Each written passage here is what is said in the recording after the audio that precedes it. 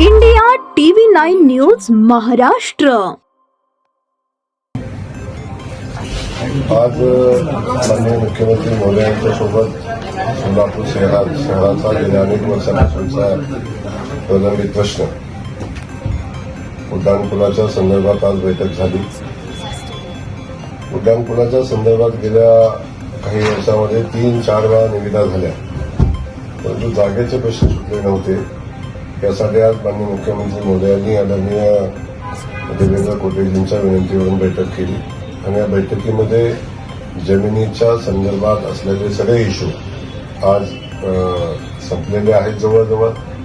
त्यामध्ये शासनाची जमीन मोफत देण्यासंदर्भात मंत्रिमंडळाच्या समोर प्रस्ताव पाठवण्याच्या सूचना माननीय मुख्यमंत्री महोदयांनी दिलेल्या आहेत। पोस्टाची जागा होती त्याही संदर्भात पोस्ट खात्याचे सगळे अधिकारी होते त्याही संदर्भात चर्चा झालेली आहे। रेल्वे खात्याच्या जागेसंदर्भातही चर्चा झाली आणि त्याचं जे कॉम्पेन्सेशन आहे ते विभागीय पातळीवर देण्याचा निर्णय आणि मुख्यमंत्री मोदयांनी सूचना दिलेल्या आहेत। त्यासोबत ज्या ज्या गोष्टी आवश्यक होत्या त्या सगळ्या गोष्टी उड्डाणपुलाच्या संदर्भात जे निर्णय घेणं आवश्यक होते ते सगळे निर्णय आता झालेले आहेत आणि उड्डाणपूल होण्यातला सगळे अडथळे आता संपलेले आहेत। सन्माननीय देवेंद्र कोटेजींनी या संदर्भात मुख्यमंत्री मोदयांच्याकडे सातत्यानं पाठपुरावा केला होता। अखेर त्या पाठपुराव्याला यश आलं आणि आज सगळे डिपार्टमेंट जे सेंट्रल गव्हर्नमेंट असतील राज्याचे असतील सगळ्यांना एकत्र घेऊन आज बैठकीत निर्णय घेण्याचा निर्णय झाला। येणाऱ्या कॅबिनेटमध्ये या संदर्भात सगळ्या जागेला विनामूल्य देण्याच्या संदर्भातला मंत्रिमंडळ निर्णय घेईल असाही निर्णय या ठिकाणी झालेला आहे। त्यामुळं येणाऱ्या काही दिवसात म्हणजे येणाऱ्या 1-2 महिन्याच्या कालखंडामध्ये त्याची प्रत्यक्षात वर्क ऑर्डर आता देता येईल आणि प्रत्यक्ष कामाला सुरुवात होईल अशा पद्धतीची परिस्थिती आज निर्माण झालेली आहे। या निमित्तानं सोलापूर शहरवासियांना ही आनंदाची बातमी देताना मला मनापासून आनंद होतो, कारण सोलापूरचा उड्डाणपूल हा सोलापूरकरांच्या जिव्हाळ्याचा विषय आहे।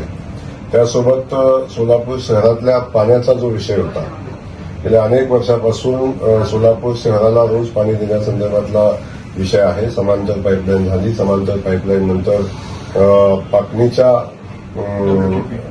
WTP प्लॅन्टचा जो विषय होता त्याही संदर्भात आता राज्याचे सगळे अडथळे संपलेले आहेत। राज्यातनं प्रस्ताव सेंट्रल गव्हर्नमेंटला पाठवलेला आहे, लवकरच त्यालाही मान्यता येईल आणि तोही विषय मार्गी लागेल। परंतु सगळ्यात महत्वाचा विषय जो सोलापूर शहराच्या दृष्टीने महत्वाचा आहे, दुहेरी पाईपलाईनचं पाणी आलं तरी सुद्धा शहरातल्या इंटरनल पाईपलाईनची व्यवस्था जोपर्यंत आपण बदलत नाही तोपर्यंत शहराला रोज पाणी देणं शक्य नाही। याही संदर्भात माननीय कोटे साहेबांनी सातत्यानं फॉलोअप केलेला आहे, आमचे बाकीचे आमदार करतात।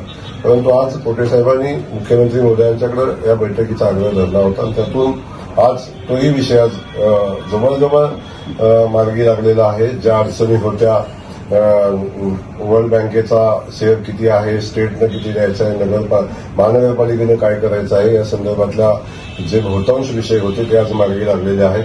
त्यामुळं नोव्हेंबर एंडपर्यंत याचं टेंडर प्रक्रिया कंप्लीट करण्याचा आणि वर्क ऑर्डर देण्याचा निर्णय या निमित्ताने या बैठकीमध्ये घेतलेला आहे। त्या अनुषंगानं संबंधित सगळ्या अधिकाऱ्यांना सूचना दिलेल्या आहेत। खास करून IT पार्कच्या जागेचा विषय होता, याही संदर्भात आज चर्चा झाली आणि IT पार्कची जागा जी प्रशासनानं सुचवलेली आहे जलसंधारण खात्याची जलसंपदा खात्याची जागा आहे, ती ही जागा जलसंपदा खात्यानं विनामूल्य कलेक्टर ऑफिसला किंवा MIDCला हँडओव्हर करण्याचा निर्णय झाला आणि त्या 7 दिवसामध्ये ती जागा हँडओव्हर करण्याच्या सूचना माननीय मुख्यमंत्री महोदयांनी जलसंपदा खात्याला दिलेल्या आहेत। त्यामुळे तोही प्रश्न आता मार्गी लागेल आणि जागेचा विषय मार्गी लागल्यानंतर IT पार्कच्या पुढच्या कामाला सुरुवात होईल। त्यानंतर विमानतळाचा विषय होता की विमानसेवा सध्या स्थितीत बंद आहे, या संदर्भात विमानसेवा बंद असण्याची कारणं याही संदर्भात चर्चा झाली आणि त्या अनुषंगानं विमानसेवा पूर्ववत चालू झाली पाहिजे अशा पद्धतीच्या सूचना माननीय मुख्यमंत्री महोदयांनी दिलेल्या आहेत। आत्ताच आपले विमान प्राधिकरणावर काम करत असलेले आमचे आदरणीय कपूर साहेब या बैठकीला उपस्थित होते आणि कंपनीला नोटीस देण्याच्याही सूचना माननीय मुख्यमंत्री महोदयांनी दिलेल्या आहेत. व्हिजिबिलिटी असेल तर विमानसेवा चालू राहिली पाहिजे, हा मुख्यमंत्री महोदयांचा आग्रह आहे. तर सोलापूरवासियांचा आमचा आग्रह आहे. यासाठी मुख्यमंत्री महोदयांनी सूचना दिलेल्या आहेत. त्याचसोबत नाईट लँडिंगचा जो विषय होता त्याही संदर्भातल्या अडचणींसंदर्भात चर्चा झाली. नाईट लँडिंगचा जो विषय आहे त्या संदर्भात अतिक्रमण असेल, बाकीच्या गोष्टी असेल, याच्यावर चर्चा झाली. त्यासोबत बोरामणी एअरपोर्टच्या उभारणी संदर्भात काय करता येईल याही संदर्भात सविस्तर चर्चा झाली आणि या सगळ्या विषय तातडीनं कसे मार्गी लागतील या संदर्भात माननीय मुख्यमंत्री महोदयांनी सूचना दिलेल्या आहेत. त्यामुळं सोलापूर शहराच्या दृष्टीनं आजची बैठक ही खूप महत्वाची बैठक होती आणि या सगळ्या प्रोजेक्टसाठी मैलाचा दगड ठरणारी ही आजची ही बैठक या निमित्तानं पार पडलेली आहे. मी माननीय मुख्यमंत्री महोदयांना मनापासून धन्यवाद देईन आणि देवेंद्र गोटेजींना मनापासून त्यांचे या निमित्तानं अभिनंदन करेन की सोलापूर शहराच्या प्रश्नासंदर्भात त्यांचा असणारा आग्रह सातत्यानं असतो. म्हणूनच या प्रश्नाला न्याय या निमित्ताने मिळेल. खास करून सोलापूर शहरातल्या जनतेला मी सांगेन की जो शब्द सोलापूर शहरातल्या जनतेला भारतीय जनता पक्षानं दिलेला आहे, आम्ही सगळ्यांनी दिलेला आहे, तो प्रत्येक शब्द पूर्ण करण्यासाठी आम्ही प्रयत्न करतोय. त्याच्यामध्ये कुठलीही अडचण येणार नाही.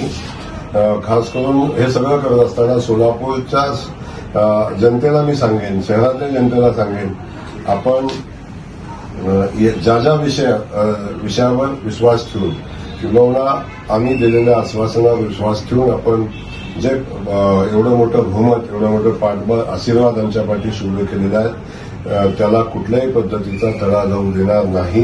प्रत्येक गोष्ट जी आम्ही सांगितलेली आहे ती पुढे घेऊन जाऊ. खास करून आज आणखीन एक कालही चर्चा झाली आणि आजही चर्चा झाली. आपल्या ई बस सेवेचा जो विषय आहे त्याही संदर्भात 15 ऑगस्टपर्यंत किमान 25 बस या ठिकाणी शहराला मिळाल्या पाहिजेत आणि सेवा पुन्हा चालू झाली पाहिजेत, याही संदर्भात चर्चा झालेली आहे.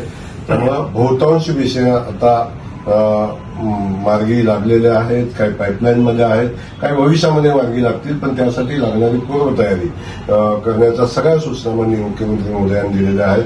मी पुन्हा एकदा माननीय मुख्यमंत्री महोदयांना मनापासून धन्यवाद देईन आणि सोलापूरच्या जनतेला आश्वस्त करेन की आम्ही कायम आपल्या सेवेत राहू.